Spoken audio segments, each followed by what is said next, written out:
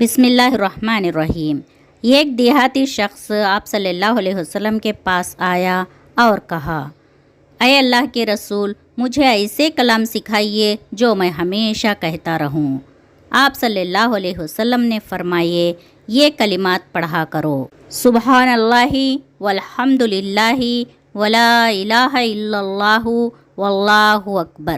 یہ سن کر وہ شخص باہر گیا، پھر واپس آ کر کہنے لگا، اے اللہ کے رسول، سبحان اللہ یہ بھی اللہ کے لیے ہے، والحمد للہ یہ بھی اللہ کے لیے ہے، ولا الہ الا اللہ یہ بھی اللہ کے لیے ہے، واللہ اکبر یہ بھی اللہ کے لیے ہے، پھر میرے لیے کیا ہے؟ آپ صلی اللہ علیہ وسلم نے فرمائے، جب تم کہو گے سبحان اللہ، میرا رب کہے گا، اے بندے تو سچ کہا اور تو سچ کہہ رہا ہے، اور تم الحمدللہ کہو گے تو میرا رب کہے گا، تو سچا ہے، سچ کہہ رہا ہے۔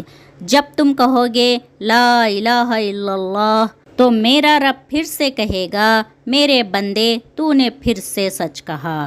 جب تم کہو گے اللہ اکبر، پھر سے چوتھی مرتبہ بھی تجھے میرا رب کہے گا، بندے تو نے پھر سے سچ کہا۔